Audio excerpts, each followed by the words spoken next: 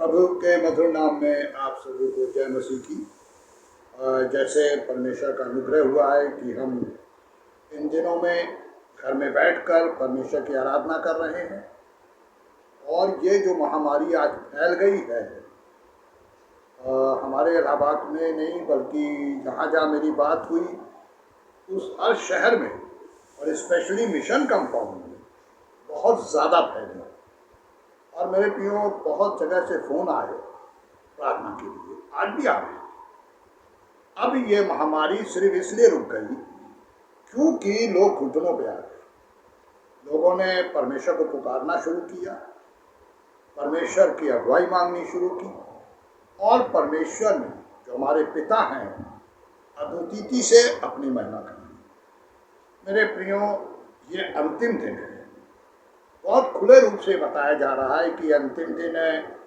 बहुत से भविष्यवक्ता अजीब अजीब तरीके से यूट्यूब पे डाल रहे हैं, कब दुनिया खत्म हो जाएगी, कब क्या होगा। जहाँ तक प्रभु यीशु ने कहा था और बाइबल ये बताती है कि समय अननोन है, वो कल भी हो सकता है, आज भी हो सकता है। मेरे प्रियो, जो काम सबसे पहले होने जा रहा है वो कलीसिया का उठाया जाना, और ये कलीसिया जिंदा उठाई जाएगी, मरे मार के नहीं उठाई जाएगी। कल एक साहब ने मुझे फ़ोन किया, कहने लगे अरे साहब ये उठाया जा रहा है। मैंने कहा नहीं, आप गलत फहमी में हैं। एलिया कैसे उठाया गया? क्या वो बॉडी उसकी मिली? नहीं। इसी तरीके से जो भी परमेश्वर के दास हुए, कुछ मौत से गए और कुछ को परमेश्वर ने जीते जी उठाया। अब अगर हम सब जो बाइबल पढ़ते हैं जानते हैं कि जब यीशु मसीह ने अपने प्राण शरीर पे दिए तो वचन में लिखा बहुत से धर्मी लोग जिंदा हुए और लोगों को चलते हुए दिखाई पड़े। अब ये जाने कब मरे होंगे। तो मेरे प्रियो, ये अंतिम समय है, हम आप नहीं जानते कब क्या होगा। लेकिन हम एक बात अवश्य समझ लें कि प्रभु के आने से पहले वचन का प्रचार सब जगह हो जाएगा। अब यूट्यूब जो शुरू हुआ और उसमें प्रचार शुरू हुआ, तो आज जो लोग मुझे फ़ोन कर रहे हैं, बहुत से जो अन्य जाति के हैं, वो बताते हैं उन्होंने यूट्यूब पर मसीह के बारे में सुन लिया। बाइबल ये भी बताती है कि अब लोगों के दिमाग में ये बात आ गई है। खैर मेरे प्रियो, हमारा उससे संबंध नहीं है। हम जिस चीज़ को अब आगे लेके चलना चाहते हैं वो वचन में प्रकाशित वाक्य के 7वें बाब की 3री बात है।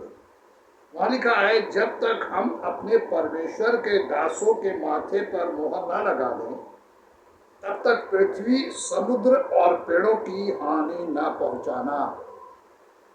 ये परमेश्वर के वो 4 स्वर्गदूत जो पहले चारों हवाओं को थामे खड़े हैं, उनसे एक स्वर्गदूत ये कह रहा है, जब तक हम परमेश्वर के लोगों के माथों पर मोहर न लगा दें।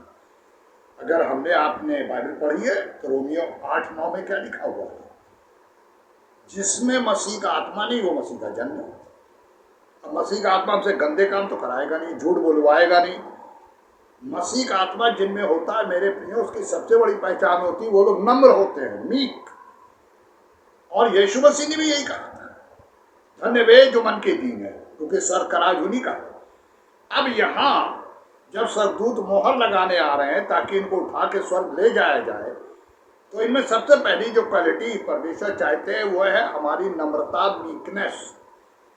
और ये मीकनेस ये बताती है कि चाहे कोई हमारा दोस्त हो या दुश्मन, हमें प्रार्थना करनी है, हमें प्रार्थना में रहना। और वचन में भी लिखा है कि अंत के दिनों में जो कर रहा है वो करता रहेगा। बहुत से मसीहों के हृदय को शैतान ने कठोर कर दिया, परमेश्वर ने कठोर कर दिया कि उन पे तेजो में सुसमाचार का प्रकाश न चमके। अब हमारे और आपके बीच में से कितने हम लोगों के अजीज बुला लिए? क्यों? अब उन्होंने क्या किया वो जानते हैं, परमेश्वर ने क्यों बुलाया वो जानते हैं। लेकिन मेरे एक ब्रदर जो गोरखपुर में रहते हैं और अभी उनकी भी डेथ हुई, तो उनके छोटे भाई ने मुझे मैसेज किया, तो उसने एक बात मुझसे कही कि भैया हम लोग मना करते थे, लेकिन किसी की भी डेथ होती वो मिट्टी देने चले जाते थे।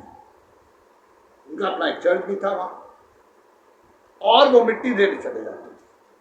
अब जब उनके असिस्टेंट की डेथ हुई तो वो उसकी भी मिट्टी देने चले गए।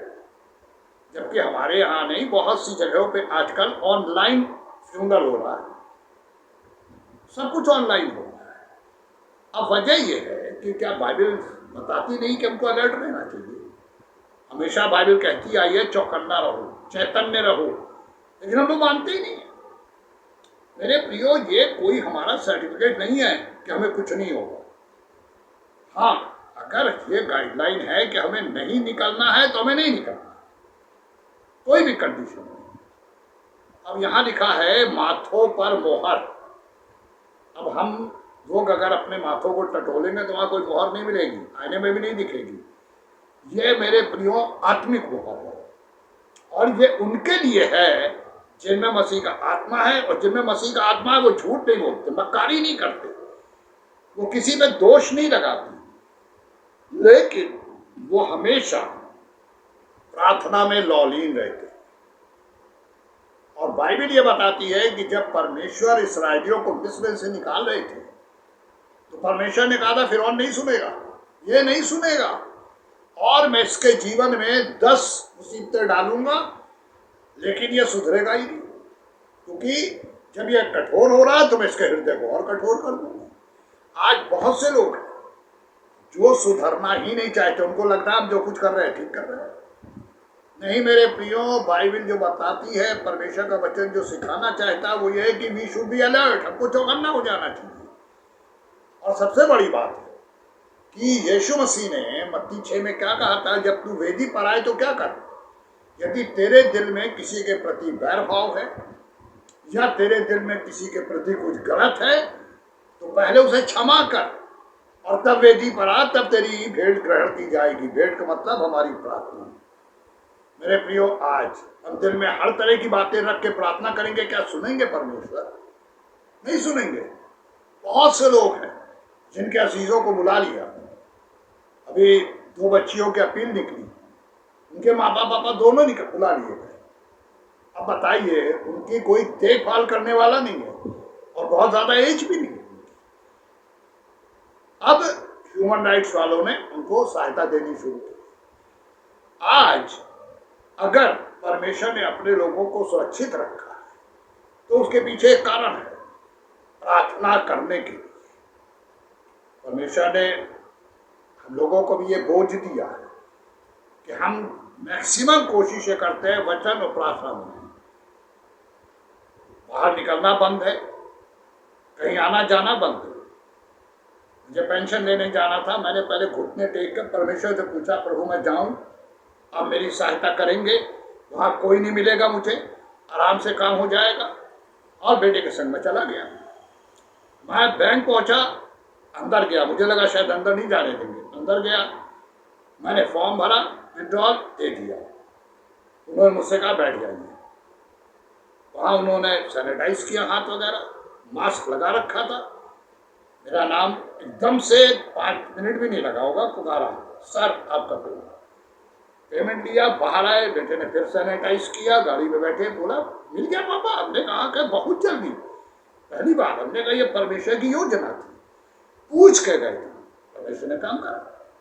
मेरे प्रियो, हम अगर हर बात को परमेश्वर के संग शेयर करेंगे और परमेश्वर से मांगेंगे तो बाइबल हमेशा एक बात कहती है, मांगो तो। अगर आप इसको ऐसे पढ़ें, मत्ती 7:7, मांगो तो और कॉमा लगा दें तो दिया जाए। और अगर मांगो के बाद कॉमा लगाए तो आप पढ़ने मिलेगा मांगो तो दिया जाए। अब अगर हम बाहर निकल रहे हैं, काम से जा रहे हैं, अगर परमेश्वर का प्रोटेक्शन मांग लिया है हमने, तो वचन क्या बताता है कि परमेश्वर का दूध, भजन संहिता 34:7 में लिखा, परमेश्वर का दूध छावनी डाल के बचाता है।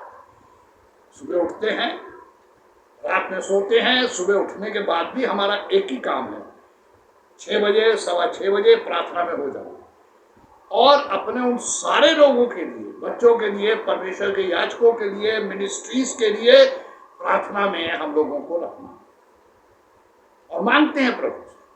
कि प्रभु मिनिस्ट्रीज का भी फाइनेंस नहीं हो पा रहा, आप उनकी मदद करिए।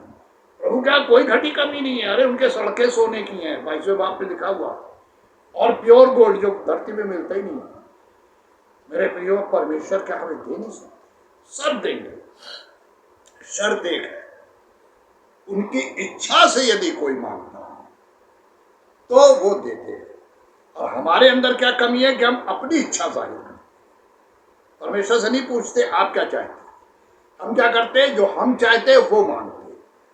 क्या मिलेगा? नहीं मिलेगा मेरे लिए, क्योंकि बाइबल ये बताती है, जहां लिखा है परमेश्वर के चुने हुओं के माथों पर मोहर। मेरे प्रियो, ये मोहर पवित्र आत्मा की सील है। अगर वो हम में है तो हम हमेशा परमेश्वर की बड़ाई करते रहेंगे। अभी गुजरे दिनों में 2-3 दिन पहले प्रेयर कर रहे थे, कई लोगों के बारे में सुनने को मिला जो परमेश्वर के पास चले गए, अच्छे लोग थे। मैं एक बात सोच रहा था और जब प्रार्थना कर रहा था, परमेश्वर की आवाज आई कि बेटा स्वर्ग की ओर देख, जहां हम सब घूमेंगे, विचरण करेंगे, आनंद मनाएंगे। मेरे प्रियो, वो एटर्निटी है, नर्क में भी अनंतता है और स्वर्ग में भी अनंतता है, फिर कुछ नहीं होने वाला। अब हमको चुनना है कि हम अपने जीवन में किस चीज को अहमियत दे रहे हैं। अब आज हमारे क्या माथों पे मोहर लग गई है? ये किनके ऊपर लगती है?